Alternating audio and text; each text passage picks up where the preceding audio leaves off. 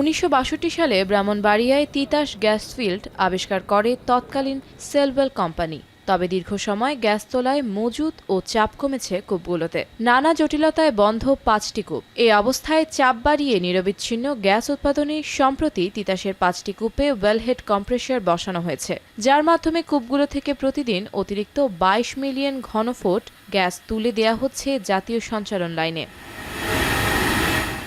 পরবর্তীতে 2020 সালে জরিপের প্রতিবেদন পর্যালোচনা করে তিতাসে নতুন 3টি কূপ খননের প্রকল্প নেয় বিজিএফসিএল।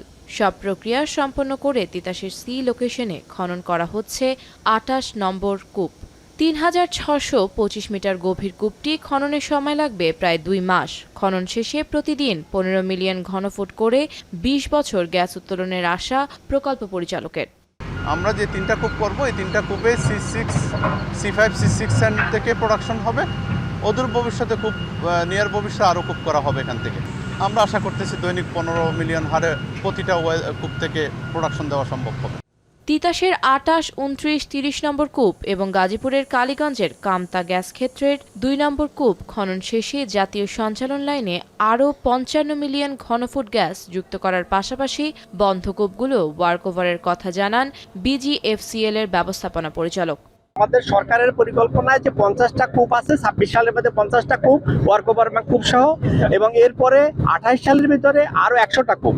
ওই 100 কূপের ভিতরে আমাদের আরো 9টা কূপ খনন আছে, 12টা ওয়ার্কওভার কার্যক্রম আছে। সেই 12 ওয়ার্কওভার কার্যক্রমের ভিতরে আমাদের এই বন্ধ কূপগুলি সবই আছে, ওখানে আমরা এগুলি সব ওয়ার্কওভার করব ইনশাআল্লাহ। আর নতুন কূপ খনন এবং পুরনো কূপ ওয়ার্কওভার প্রকল্পগুলো বাস্তবায়ন হলে গ্যাসের সংকট কেটে যাবে বলে আশা পেট্রোবাংলার পরিচালকের। প্রোডাকশন ছিল প্রায় 440 মিলিয়ন, সেখান থেকে এখন প্রায় 488 মিলিয়নে উন্নীত হয়েছে কম্প্রেসর এবং হবিগঞ্জ 5 প্রোডাকশনে আসার পর। 2017 সালে সবশেষ তিতাসের 27 নম্বর কূপ খনন করা হয়। বর্তমানে তিতাসের কূপগুলোতে মজুদ আছে 1.69 ট্রিলিয়ন ঘনফুট গ্যাস। এখন ব্রাহ্মণবাড়িয়া।